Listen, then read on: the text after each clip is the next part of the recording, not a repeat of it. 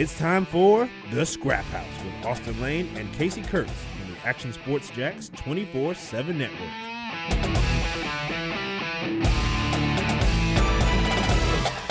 Hey, Scraphouse, it's working. What up? I love when things work. I love when a plan comes together. I don't know if it's like trauma from other employment locations or what, but just when stuff happens correctly, I'm like, all right, look at us. We did something. Yeah. But I guess that's where we are. Austen Lane in Vegas, video coming in crystal clear. Looking good. I mean, just a quality video. Me, on the other hand, like I feel like it looks better than it has before, but Sure. I feel like I look like I'm almost in front of a green screen because I've like outlined I don't know if that makes any sense, but I tried to make it better. I'm not gonna lie, you kind of resemble Bruce Wayne, like in the Batcave. Okay. To like kind of go and do your thing. Dude, I'll take that. Saying? I'll take that. Yeah, I mean, hey, that's nothing but a compliment where I come from, Kasey. Dude, I'll take that all day. Big Batman guy. I'll take Bruce Wayne. And I don't know how I'm going to do the show with this kind of ego now, thinking I'm Batman the whole time. But we will try to power through. We've got SmackDown. We've got Raw. We've even potentially maybe got AEW. We'll see if we get there, but the goal is to always get there. You want to start with SmackDown or Raw? Let's go SmackDown, man. So my notes. I believe I asked you at the end of the show last week on Scraphouse how long we thought the Cody Rhodes Solo Sikoa match would go. I was under the impression that it was going to be the main event of the night. No. Yeah. They opened up with it. They didn't make people wait, which was a good decision because the rest of the card, people would have, I think, tuned out before you got to Cody and Solo. Yeah, this was kind of the season premiere on USA Network. Triple H comes out, kind of sets the precedent a little bit, sets the tempo. And, yeah, they wanted to start the show off with a bang. And I was, to match what you're saying, Kasey, I was very surprised that they opened the show with it.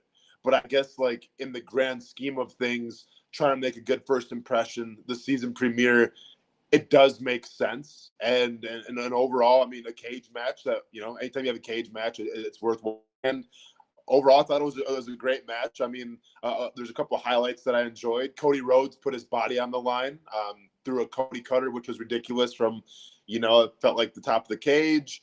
There was one point we did a cross body off the top of the cage. So this wasn't just a run-of-the-mill cage match. I mean, they were working, and they're also kind of putting their bodies on the line a little bit, and thankfully, everybody walked away unscathed. Yeah, I agree with that. I was surprised. I'm always surprised now. I'm never surprised with AEW because they're always doing stuff like that. But with WWE, I am always a little surprised when there's like extreme stuff happening, and not like eating beads, like if you're CM Punk, but like if we're jumping off cages and such. Like I'm always like, I guess I'm just surprised to see it in this current landscape of WWE and kind of what we've seen for a while and just what we know what they're going for. So I'm always in for something like that. But yeah, dude, I agree. I thought it was quality. I think it went like 40 minutes, which was the right decision. Obviously, there's some extracurriculars that we'll talk about. But again, I thought Cody looked good like he always does. I thought Solo was okay. I mean, I thought he definitely played his part. Obviously, you get the whole squad involved, and then here comes Roman Reigns, huh? Yeah, I mean, this is like watching like the 4th of July firework thing, and you start the finale off the beginning. Because I'm gonna be honest, like, okay, great match and everything. Now let's get into the kind of like the meat of the show. But no, like there's more. Almost like it's like an infomercial. And here comes Roman Reigns, and I'm not gonna lie, I was not expecting to see him, and then I was not expecting to see him get involved. And once again, Kasey, and I mean, I'm not tired of this, of everything yet, because like I'm still in awe of just how big of a star Roman Reigns is. I mean, he's the biggest star in WWE, and it seems like every once in a while when he comes out and he participates and he does something, I'm just like, oh damn, this is gonna happen right now. And that's what we kind of saw a little bit when it was him and Jacob Fatu, and then unfortunately Solo kind of pulls Jacob out. But I'm like, oh, this is about to go down right now. Like Roman Reigns and Jacob Fatu, which should have been like a pay-per-view, is about to happen right now in the squared circle. But unfortunately, we didn't get that. But it was a nice little tease, and obviously, it shows the dominance once again of Roman Reigns. And then here comes Cody Rhodes to help out Roman Reigns, who got jumped by the Tongas and everything. So definitely a lot of tentacles, a lot of wrinkles being, in the storyline. Yeah, definitely. And I mean, you needed that. And I think we were questioning for a bit, where do you go from here? You had Cody later or earlier in the night, I forget exactly which direction it went, talking to Nick Aldis saying he's done with the bloodline, and then LOL JK as it appears. And yeah, it looks like you're going to get this. I think it's going to work. Sweet. I was framing you up the other thing. Nice. I mean, what you're going to get, what it feels like, and what I guess contracts have been signed, that Roman Reigns, Cody Rhodes going to work together. How about that against Solo and Jacob Fatu? Yeah. So let me ask you this: when Cody Rhodes, defeated Solo, was there a part of you that thought, okay, this story is actually done? Or did you kind of think the whole time in the back of your mind, like, there's still more chapters to write? Because I'm not gonna lie, like, when that match was over, it seemed like it was almost final. Like, okay, that's the last thing. Like, there's really no interference. Like, dude beat him one-on-one. Okay, that's it. Now, the end. Mm-hmm. And then when Roman Reigns came out, I'm like, oh, okay, we're, as Paul Heyman alluded to like a year ago, it seems like we're in the third inning right now, and we're just getting started. Yeah, I mean, I always thought that this idea that is on the screen was possible just because of the way that the whole thing played out. But again, it would take these two kind of being the bigger person, even though they don't like each other. As it turns out, I think that's what we're going to get here. But immediately after the match, I thought, what else can you do? Just Cody Rhodes and just Solo in the bloodline. Like, you've proven your point. Solo's not beating Cody really at any point in time that it matters. He might beat him on a random Friday night. That's fine. But he's not going to beat him when it matters. And you're going to have to keep jumping Cody if that's the game you want to play. So to that point, there's nothing else you do. You have to bring in other humans. Clearly they do. And then you can go with this, because I think what we kind of believe is this is going to happen, and we'll see. But then Jay and Jimmy Uso could get involved. Sami Zayn could get involved. The Rock could get involved on the other side. Like, all of that still exists. Is Cody a part of that? I don't know. But I think you're pretty close to the end of Cody's story with this story, because at some point, these two dudes have to fight that are on the screen. Of course. And it just makes you wonder if we're going to see old school bloodline versus new school bloodline with Cody Rhodes involved. And then that's going to usher up all the way until WrestleMania. And then when you get the rematch of, Roman Reigns and Cody Rhodes, I wonder if that's going to be the game plan. And then, obviously that's still a ways away. But if you do that, then are you talking about Roman Reigns once again turning heel? Or do you pull the wild card and then make Cody heel? And then is there a possibility where if you look at, you give Cody Rhodes his own stable, right? Ricky Starks is a guy who, by all accords, is going to be out of AEW soon. Right. So do you put him in Cody's stable? Because they're pretty good friends. Do you put Dustin Rhodes when he leaves AEW in Cody's stable? And you almost have like this nightmare family, this nightmare conglomerate of heels or face, depending how you want to play it. But that's what I can see happening getting up to WrestleMania. Now we're still a long ways away. And once again, like I said earlier in the show, we're only in the third inning right now, it seems like. But if they're going to build Roman Reigns and Cody Rhodes at WrestleMania for the belt again, you're going to have some filler in between. And I wonder what that filler is going to be. Agreed. And I don't know, just thinking about it, if there's long-term for Cody to be a part of the Roman Reigns bloodline, because if you start to think about it, right? And again, if you start to think about a lot of things logically, it starts to not make sense. But if you're going to tell me that at some point, if Cody and Roman stay on the same team, if you will, for this story, and then you bring the Usos in, and then you bring Sami Zayn in, well, now I'm starting to look at this and go, well, damn, there's a lot of talent on that side for Jacob Fatu, Solo, and the Tongas. Like, I understand The Rock plays in here, but still, in 2024, I understand The Rock is a draw, and I will watch it, don't get me wrong. But if you're talking about current people in their prime talent, it would be a heavy favorite if we were betting on this for Roman Reigns, Cody, the Usos, and Sami Zayn. Like, I feel like, I don't know who else you add, but you got to maybe put something over there if you're going to build Cody in this long term. Or you just continue to have Jacob Fatu kill, like, legitimately, that's like, you have to have him hurt people.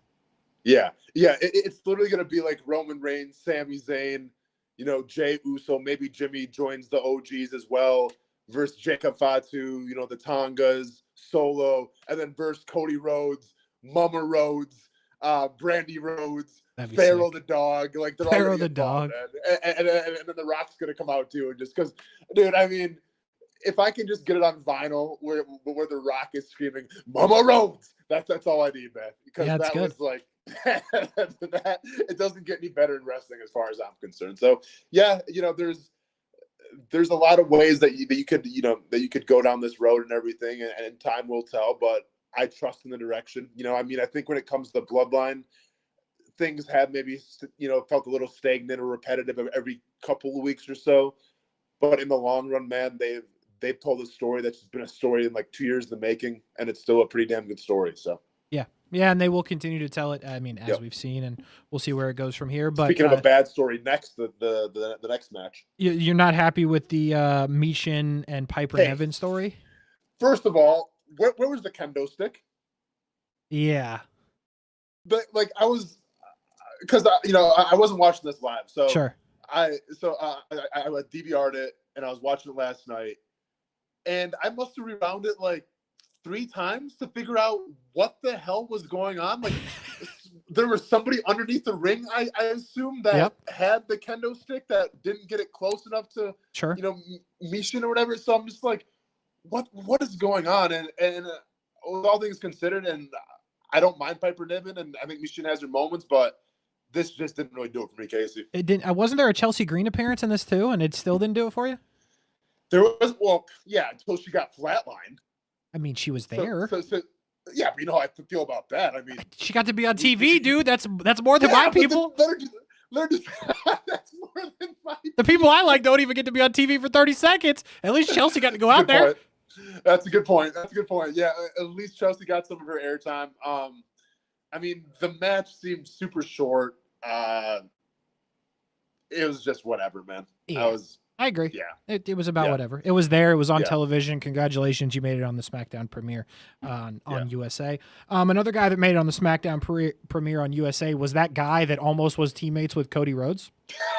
I forget his name now, but that random guy that showed up when we didn't think when we didn't think Kevin Owens had a partner. So shout out to him.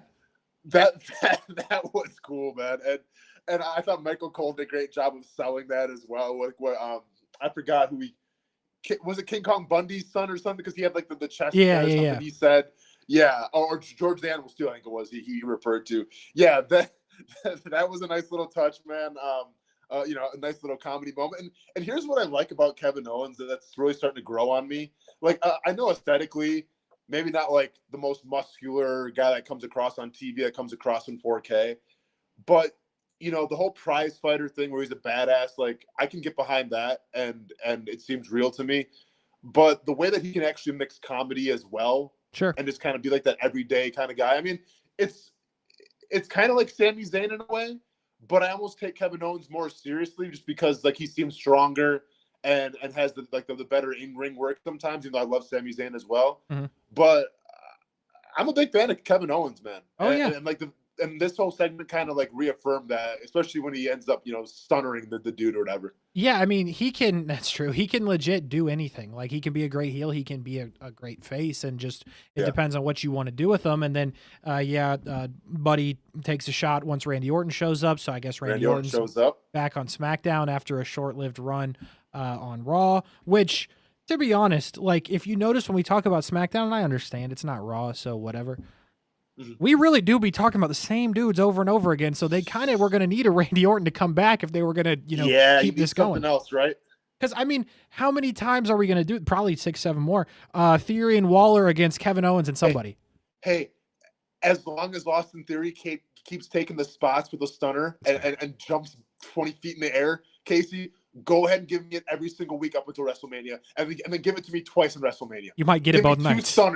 Give me 2 stunners of Austin Theory taking that bump at WrestleMania, because it might be the best thing going in wrestling right now, and it's so ridiculous, but like it also kind of makes sense. I mean, like, okay, it's a hardcore stunner, man. I love that stuff. I love it. No, I love it. I mean, dude is literally soaring, flying across the sky in all these various cities that SmackDown is in every week. If you show up to SmackDown and buy a ticket, you're getting like one of 3 things. That Cody's probably starting the show. That you're probably getting Carmelo Hayes and Andrade, and Austin Theory's flying somewhere above the ring after taking a stunner from Kevin Owens. So they get the dub. This is 6,000 weeks in a row, I believe.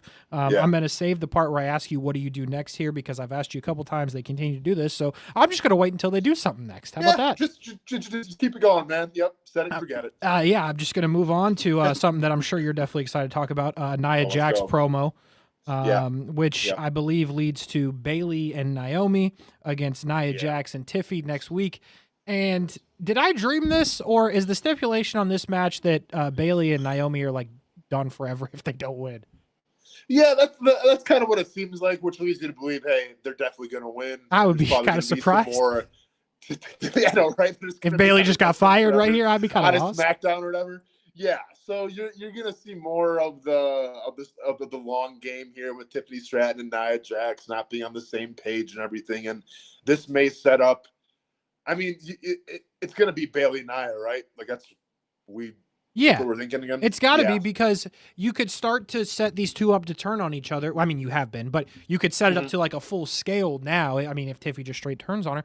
But the problem is those two can't have a match. Like that's not what this is. This is she has the briefcase. So like I would think you're not putting her in a standard match with Nia Jax. Like that's not how this is going to work. So it's got to be Bayley. I would think. I mean, I don't think it's Naomi. So then you're doing this again with Bayley, and it's just like, the whole thing's stale because I just don't think you have a lot of options. It's stale, and you're absolutely right, Kasey. There's not a lot of options there, and like I don't mind Bayley and everything, but we just seen it, man. Like just saw it, and it'd be one thing. Because correct me if I'm wrong, Nia Jax got the belt off Bayley clean. Correct. Yeah. So there's no room for being disgruntled or getting your revenge. Like you lost clean, and here we're gonna, and maybe Tiffy cashes in like at that match. Then maybe Bayley wins or something. That Tiffy comes in. I don't know. That would be intriguing. That would actually be kind of interesting. That would make the most sense, though, right? Like that would have to be a thing. Well, I think it's the only thing that doesn't suck because, like if she go ahead. If she cashes in on Bayley, who has just beaten Nia, then you avoid that bad blood storyline, and at least this was a thing. It's because I just don't think they're going to have her cash in on Nia, but I don't think they're going to have Nia lose, so I don't think Tiffy's coming out. Like, the whole thing is just kind of a debacle where it's like you don't have a lot of options other than to just replay the match you just had, unless you go Bayley pins her and then you bring out Tiffy. Yeah, they've really kind of backed themselves in the corner, it seems like, here. And, like, the only exciting outcome is if Bayley does beat Nia Jax clean, obviously, and then Tiffany comes out and cashes in on Bayley. Because if Nia Jax beats Bayley again, then what does that do for Bayley's career? That's like, okay, you got beat by Nia Jax twice. That's not a good look. No, it's not. Yeah, so I think the smart booking here, Kasey, is going to be put the belt on Tiffany Stratton then and then let her start her reign. Because, like I've been preaching, the whole sidekick thing, not appreciated thing, just I feel like it's kind of killing the character a little bit. Yeah, I agree. Yeah. I'm with you there, and they got to figure something out. I don't know. I don't have faith that really anything good's going to happen here. Like, I don't know. I just don't have a good feel for it. Hopefully they figure something out because it is stale, less than a month into the championship reign, and they got to figure something out. Andrade, Carmelo Hayes, 5 or 6. Again, I said it a couple weeks ago, like, if you're going to commit to the bit, commit to it. 6 times. Committed. They're committed. Andrade, I believe I lost my note. Yeah, Andrade gets the win. And LA Knight says, you know what? You could wrestle me for the U.S. title. And Andrade says, cool. You've earned it. Yeah, I mean, listen, I think a lot of credit needs to go to both these guys in Hayes and Andrade here, because we're talking about, what, Kasey, 4 or 5 matches now? So many. Like, so many. But, like, every one was different. Okay? And, like, and we've seen this in AEW a lot more than WWE. And it's kind of funny how it seems to be like they're kind of blurring together now a little bit. And if we have time, we'll break down AEW as well, because AEW, their Dynamite show was a lot more storytelling than we're accustomed to seeing. The whole thing. So it's almost like both these promotions now are kind of blurring together a little bit. But and I'm okay with that if you have banger after banger like you've had with, Andrade and Hayes. I mean, there might have been one little slip up where Andrade was tired, and I think he kind of he had a power bomb. He kind of messed it up, couldn't pick up Hayes or whatever. But I will say this about Carmelo Hayes. And once again, I said this a couple weeks now. I didn't watch a lot of him at NXT, so I was kind of unaware of his game, do like the whole Shaq meme or whatever. Mm-hmm. But that dude is smooth, man. I mean, both are very smooth, but I think it's a sign of a great wrestler when you can take the hard things and make them look simplistic. Mm-hmm.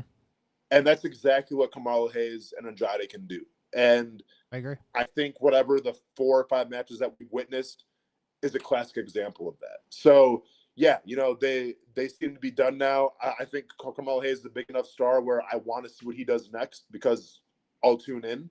When you talk about, LA Knight and Andrade, like, what's that going to look like?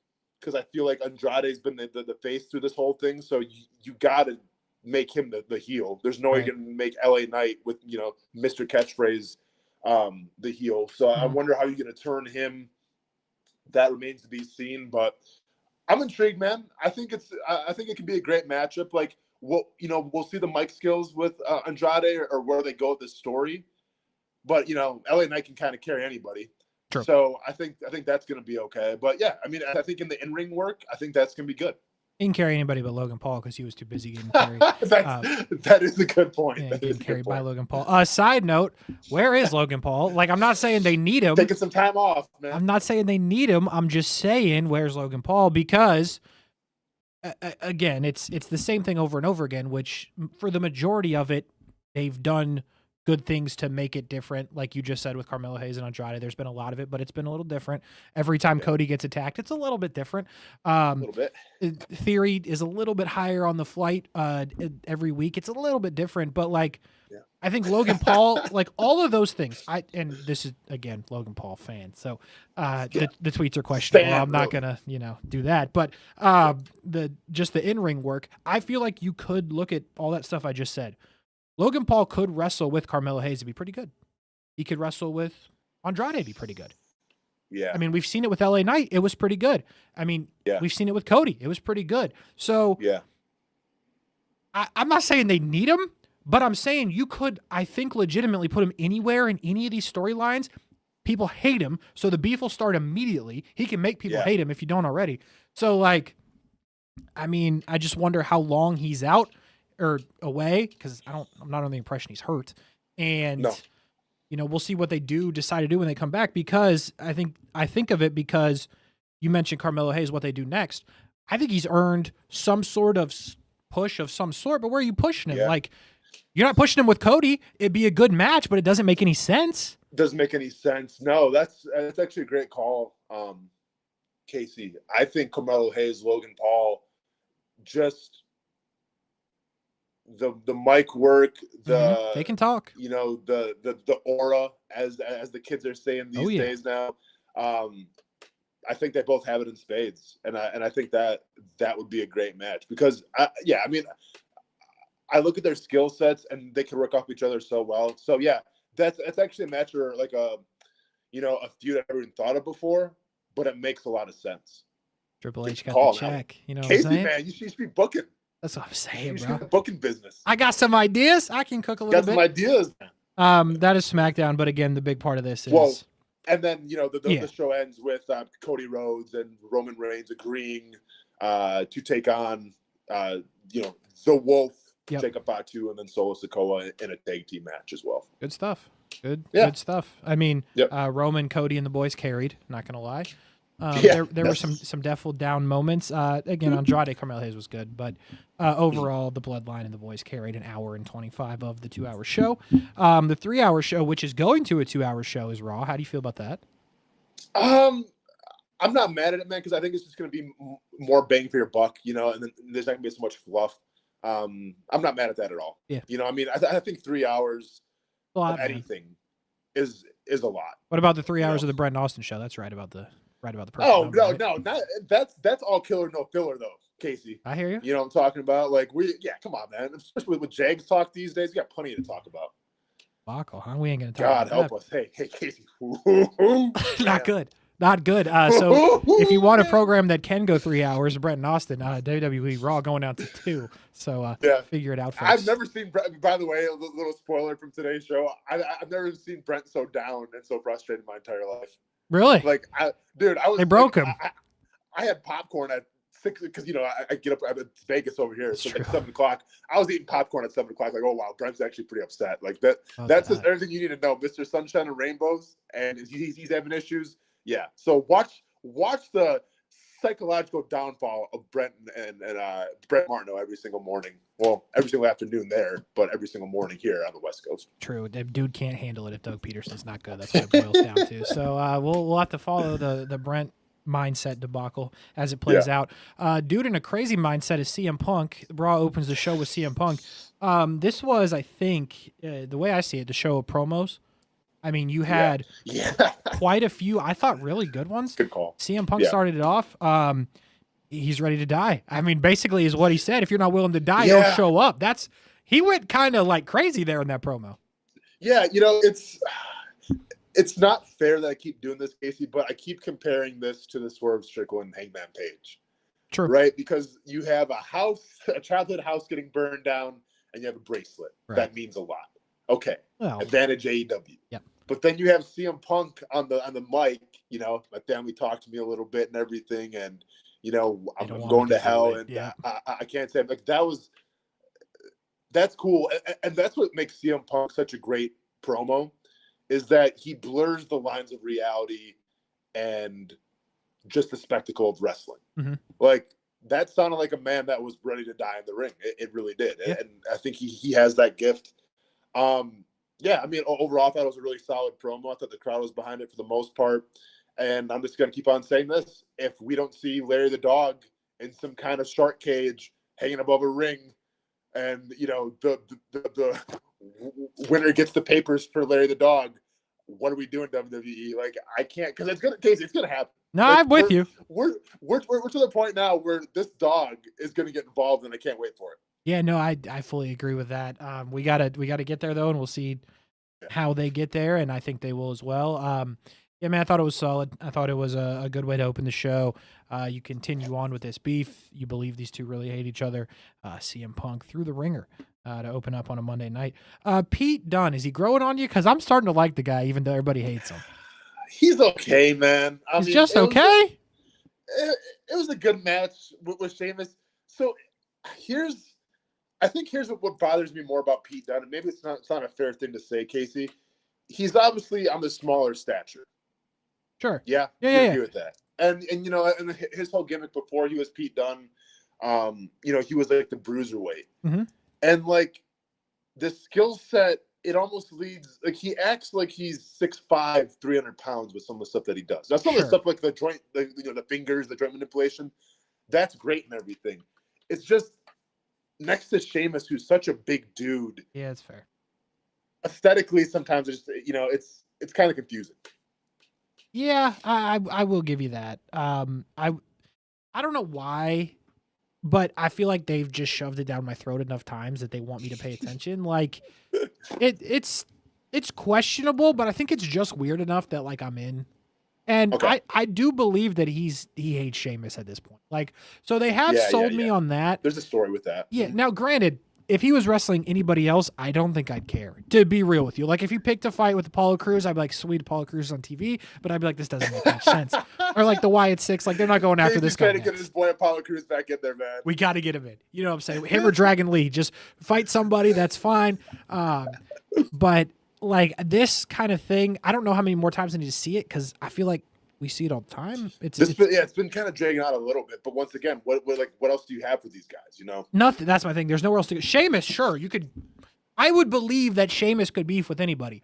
I'm not at the point where I believe Pete Dunne's beefing with anybody, but I kind of like the little bit that we've seen here. I just don't know how you capitalize and grow off of it. So I think that's my problem there. But I mean, obviously a huge win for Pete Dunne, and I think you had to have him win there. Agreed. To make him more legitimate. Agreed. Right? Because I mean, Sheamus is one of the top guys, and I will say this: like once again, despite the size and everything, the whole finger snapping thing, like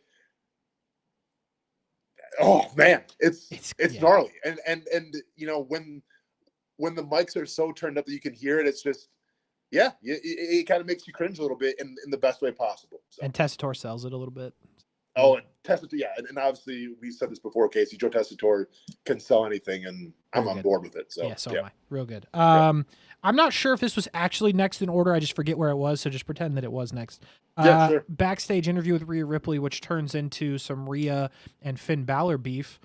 I feel like I don't know if it was something that we needed to know, but I feel like it was something that they set up, right? All of this time before that Finn Balor was involved in the Liv Morgan part of it, right? They set it up and that's fine. And then it went away for a couple months, and then randomly Finn's like, "It was me." Like, I feel like you could have done this 2 weeks. Like, this should have happened, but it should have been a while ago, huh? Yeah, no, exactly. To me, this was just filler to try to bring in Jey Uso and move around that storyline a little more, because this is where Jey kind of makes an appearance as well, right? Yeah, Jey comes in and said, "Hey, Jey comes in and kind of saves the day," which I'm still wondering what's going on with this whole thing, because I felt like he had the whole bloodline thing to worry about, but now it's like Rose Eaton, Jey Uso and Rhea Ripley, and I guess it comes down to I can't remember the dude's name right now, but how much can Rhea Ripley's husband handle? Buddy Matthew, or Buddy Matthew, because dude had to watch Dom, that whole thing, and now we got Captain Yeet all over my wife. Like, yeah. Rose yeeting all over everybody. So. Yeeting all over. And by the way, we'll get into this a little bit.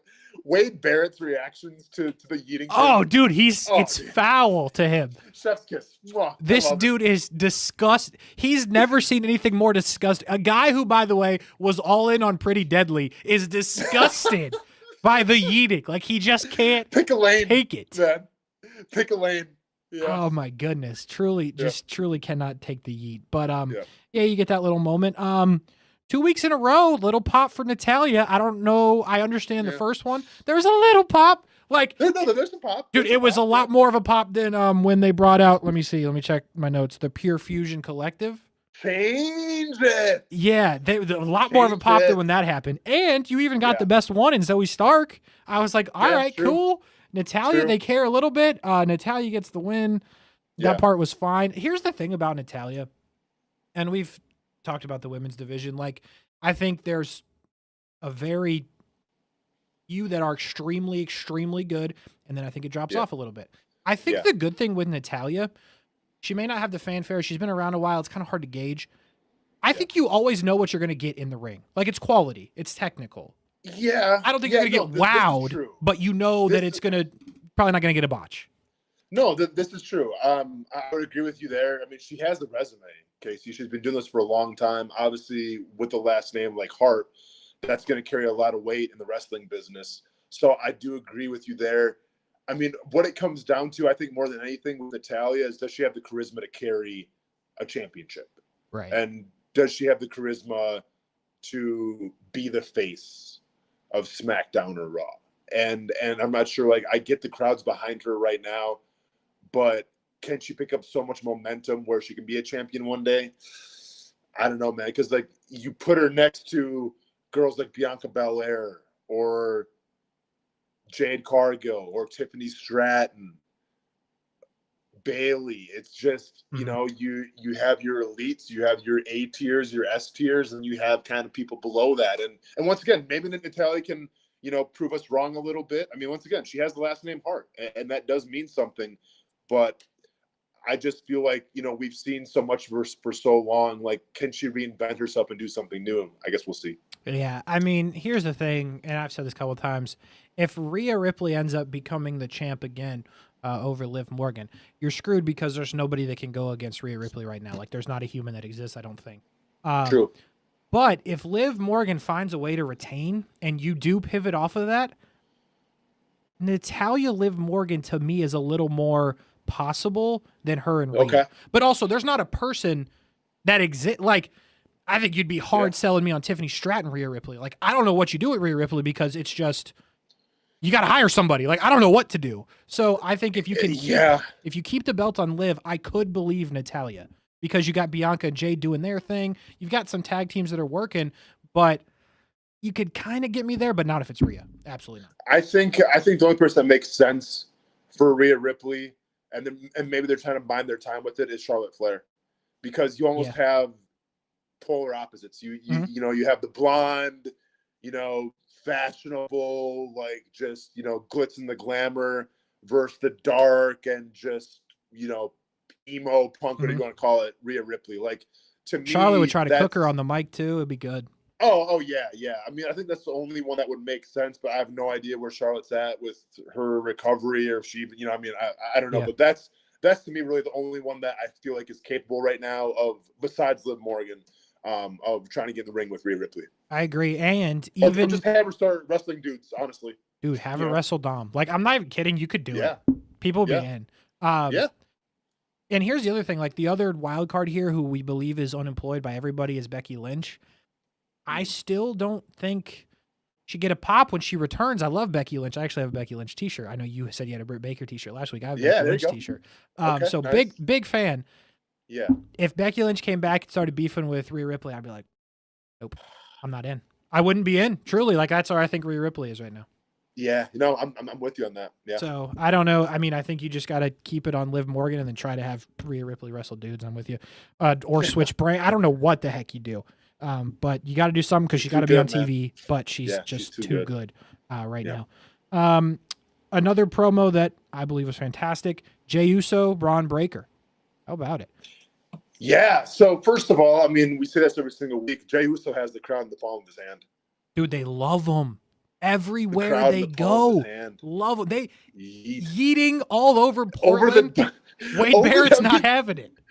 And listen, like, as a 36-year-old who has a 9-year-old who hears his 9-year-old say yeet all the time, like, I can't believe we're here still. Like, because this is like, the yeet thing's been around for a while, but it seems like it's like sweeping the nation by storm, man. So, like, yeah, definitely capitalize the momentum.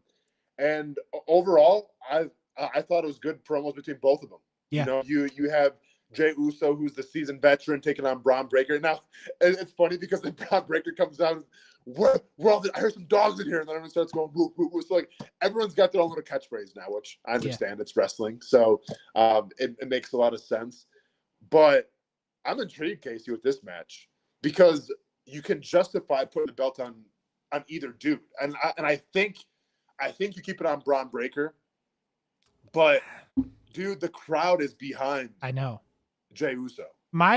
Here's my problem. Obviously, big Braun Breaker guy. And I thought he showed up on the mic. That's been my question because it feels like a lot of the promos he's done of late have been packages. So you get him in front of the crowd. You get him trying to get the crowd involved with the dogs. And I thought it was quality. Obviously, Jey was incredible. But, like, my thing with Braun Breaker is I want him to stay the champ because I think he deserves it, and it's a good spot for him to kind of bring some legitimately to that title. But the problem is, like, what are you doing with Jey Uso if you don't give it to him? I know. Because there's nowhere else to go here unless Jimmy Uso's coming back and they go tag team again. But also, I feel like Jey deserves it. No, I hear you. And there's also the Judgment Day thing. I don't know. Like, you got to look at it like this, Kasey. I feel like Braun Breaker, even more than Jey Uso, needs the belt. Because to me, Braun Breaker having the belt helps solidify just how big of a star he's going to become. Jey Uso said it himself. He's been doing it for 15 years. He's won a lot of championships. And I feel like he's so over with the crowd where he almost doesn't even need the belt because, like, he's still going to be big regardless. True. So, and here's the thing. Like, the dude is a polarizing magnet. So either you stick him with, Priest and Rhea and let the crowd go crazy there, or then you bring in Jimmy back and it's Jimmy and Jey and some feud kind of there, and the crowd goes crazy there because, like, say what you want about Jimmy. I mean, he's okay, man, but, like, he needs help with the charisma part because he doesn't have the catchphrase. So maybe that's the route that you take. We'll see. The one question I wrote down in my notes too. Do you think? Because we'll be doing the Scraphouse 10 years from now, Kasey. Mm-hmm. Do you think when we're still doing the Scraphouse 10 years from now, we're going to be talking about how the yeet chant became the new what chant? And by meaning that is, like, when Stone Cold started the whole what thing? Yeah. And, like, it was the hottest thing for a long time. He leaves, he retires, and you still hear what chants? Do you think we're going to be hearing yeet chants 10 years from now? 10 years from now, no. But if you ask me 5, I'd be... Okay. I mean, dude, it's huge. It's massive. It is. It is. I mean, and he acknowledges it. It is the new what, Yeah. because like he'll say it and then he'll pause for the yeet and then he'll say some more than pause. So The it's problem, wild how just that catchphrase has taken a life of its own, if you will. I agree. Also, can you imagine like in creative that day, they're like, all right, we're going to have you really push the word yeet. And he was probably like, what? What? Yeah, you sure? No, hey Jay, hey, the kids are going crazy with this yeet thing. And you remember those? You remember that band, the LMAFO, from like Yes, the actually. 2000s? Oh, yeah, they're party rocking. Hey Jay, you remember like they used to wear those glasses with like the lines through them, and True. like and every bro during spring break in Panama City back in 2010 when Austen Lane was hanging out there as well was rocking those shades. Yeah, go ahead and let's go ahead and bring those back. And Jay's like, well, let's still make those. Yeah, We'll get some. We found a vintage store. We'll put them on you, man. Just say yeet a couple times, wear the glasses, have the charisma, do some super kicks, and we're all good. They were half price at the Daytona Beach surf shop. We got them all, so we're good. We can put these on you. Who You you can telling? eat across the In the country. bargain bin.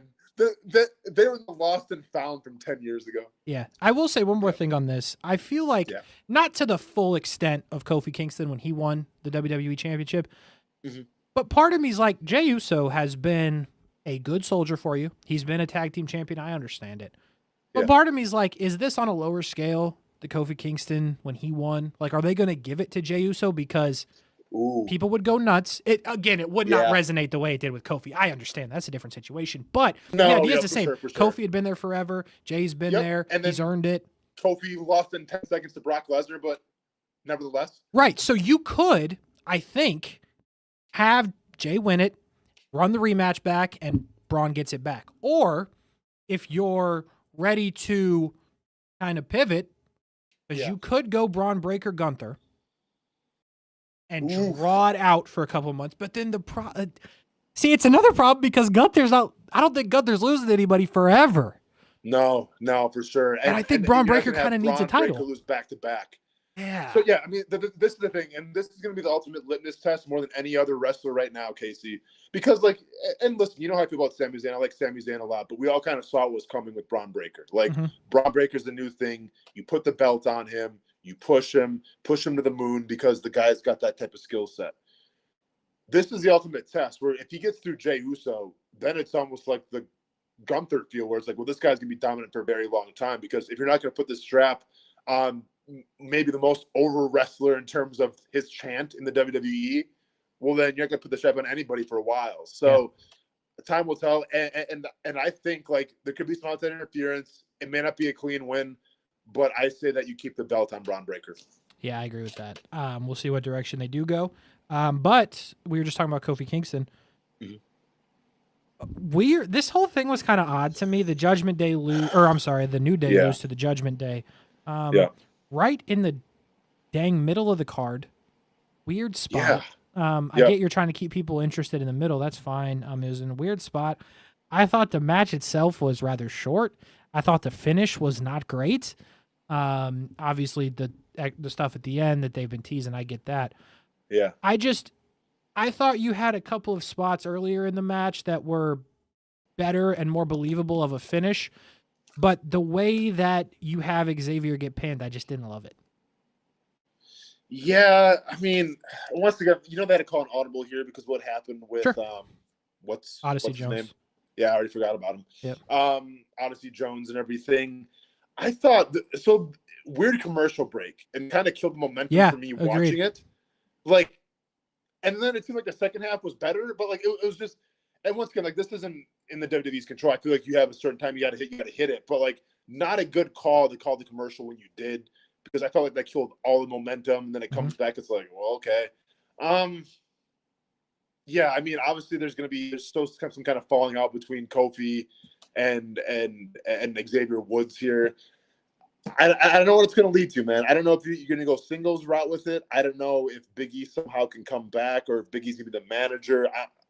I have no idea. And obviously, and another win for the Judgment Day and everything. But you figured that was going to happen. It's just the only thing that came from that is what's going to happen now with the New Day, and we really have no idea because you've had to pivot so much. I feel like with what's happened without SC Jones. Yeah, they got unlucky there. There's no doubt. I just hope that this wasn't the last title match we see as them as the Judgment Day, because I just feel like it was an unfair, crappy way for them to go out for what they've done. I didn't love the match, and then I do though like in the backstage stuff.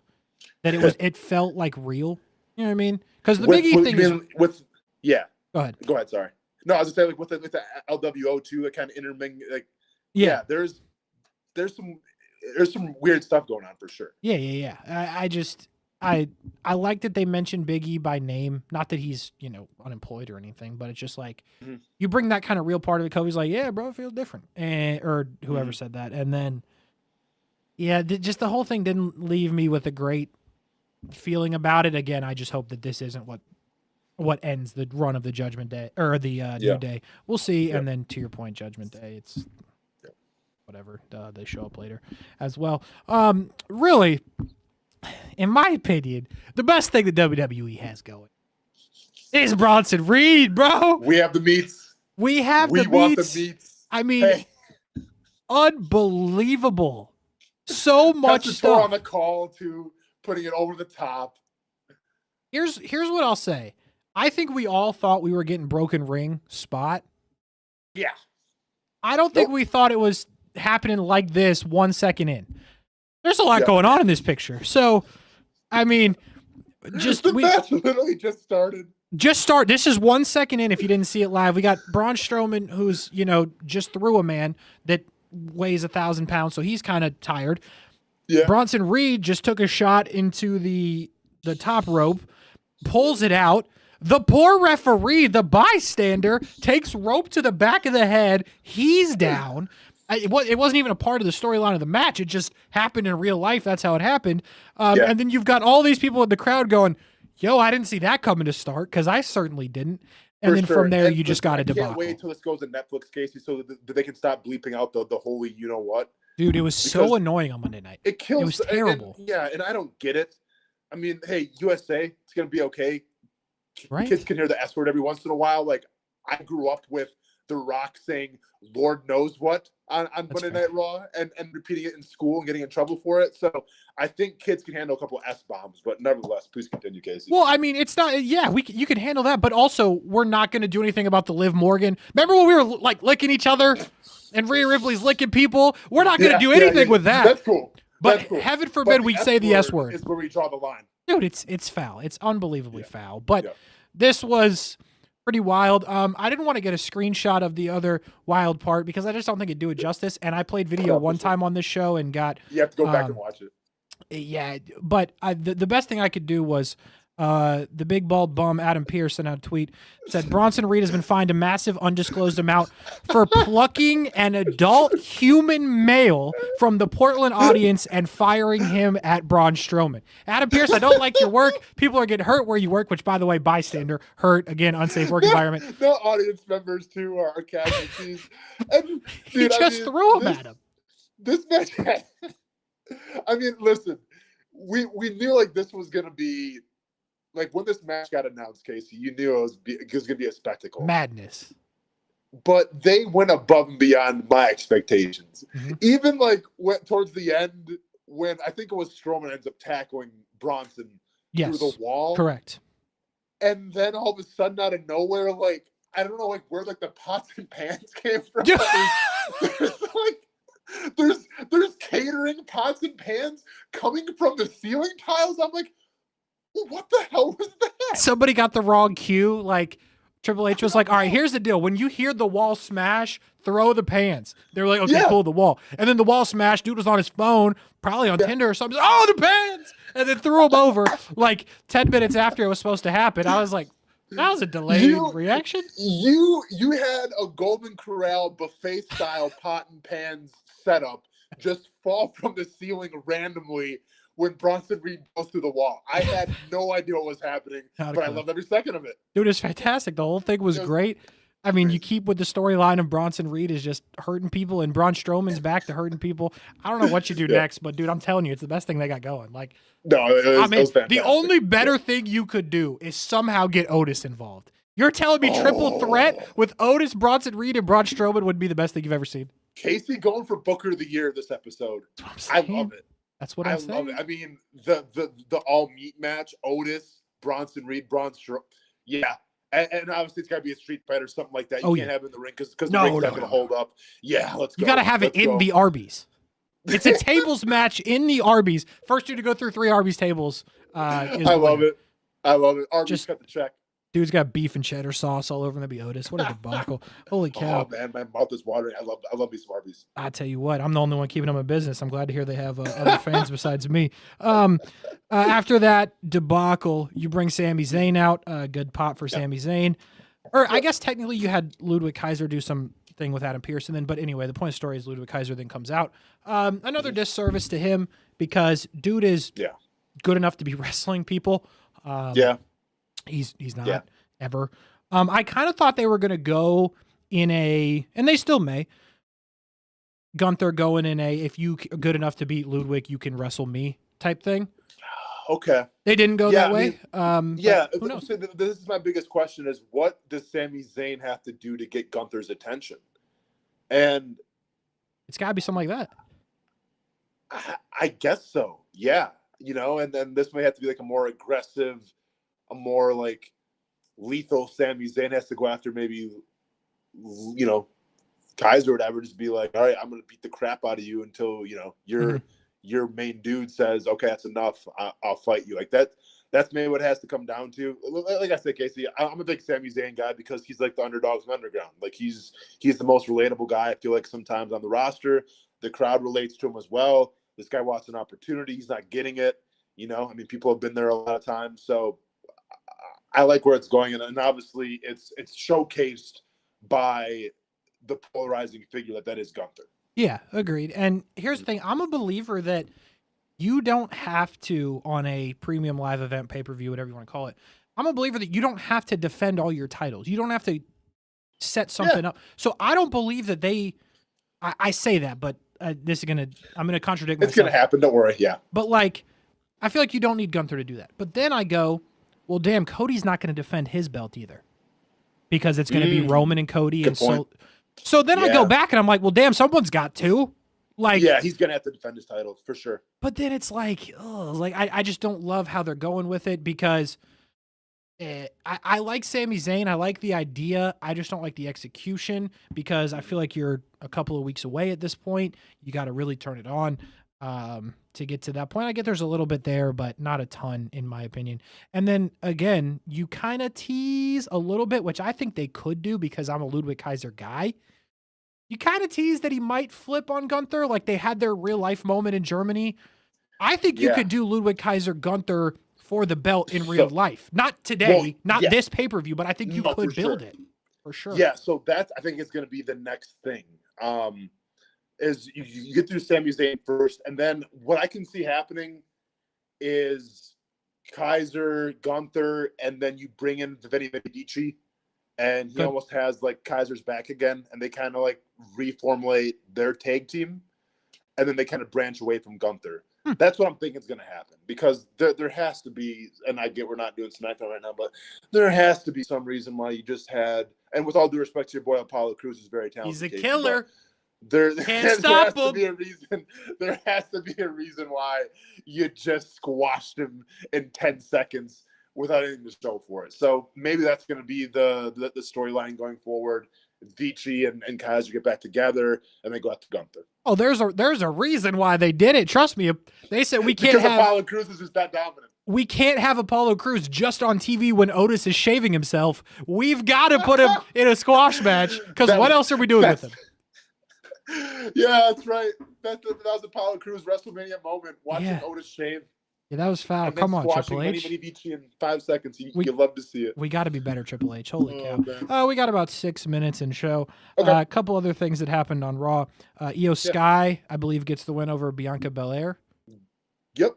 good to see that her eye's doing well, and they keep pushing Io Sky. Like the crowd loves Io Sky, man. So we'll see. It's quality. It was a good. Yep. Technically, it was really good. It was an entertaining watch. Yeah, and I'm sorry, it wasn't Kyrie said I was referring to with the eye, but her eye seems to be better, which is good. Yeah, that is good because that thing was looking pretty gnarly.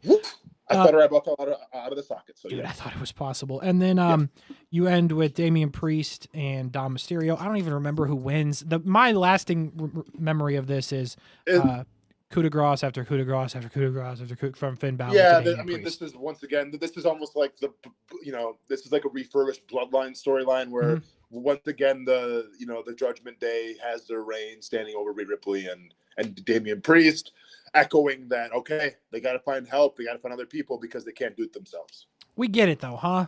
Like we understand. Yeah. I think we get the point. Okay, they need help. Where's it going to come from? Yep. I mean, it's just a lot.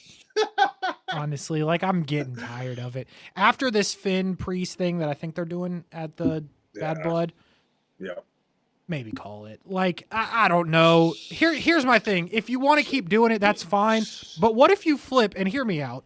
I don't know Hit me with it. I don't know what's going to happen to Priest after this, but what if you just get Dom and Rey Mysterio real mad at each other again, and then do that group against the Judgment Day? You bring Selena Vega in on that side. You bring Liv in on that side. Dragon Lee's on TV, which is dope. Like, I know it's probably not selling as well, but dude, I'm kind of sick of I'm sick of it. I'm just kind of sick of you trying to incorporate Dragon Lee into every single storyline of wrestling. Well, Dragon Lee in the Bloodline makes a lot of sense. We can put Dragon Lee in some kind of women's tag team title. Maybe put him in the Pure Fusion Collective. Yeah, exactly. By the way, change it. If you want to bring legitimacy to the Pure Fusion Collective, get Dragon Lee in there won't be a problem. There you go. Yep. We'll be seeing Dragon Lee in AEW in no time. Don't worry. Yeah, we probably will, but then maybe he'll actually be on TV like Ricochet, who gets a win over Sammy Guevara. Fun fact, Sammy Guevara's still alive. I feel like it's been a while since we've seen Guy. So, yeah. You don't, I don't know if there's like a falling out. I'm not sure what happened with Sammy Guevara. I mean, can we start the AEW card real quick? I know we got like a couple minutes left, but the Jon Moxley promo, which was kind of badass, but then proceeds to just get in the back of the Jeep. Like, I'm not sure you've ever been in the back of a Jeep before. It's a not tight-knit great. space. Yeah, no, it's not great. And you can't really feel like a badass when you got it. Yeah. So I'm like, okay, this guy's saying a lot of good things. I like this. Wow, this is intense. And then all of a sudden you put the punctuation, you put the bow on the show by jumping in the back of a Jeep. John, get in the driver's side like a normal person and drive away, please. Yeah, I'm with you. What are we doing? Yeah, it wasn't great. It was distracting, Kasey. I had to watch it 3 times. Jeez. It's like I was laughing, like, okay, badass, and then like the way he kind of just hops in the back of a Jeep. I'm like, okay, so you're just gonna ride like that for the rest of the forever? Like, what are we doing? Yeah, not good. Not good. I'll go there. With you.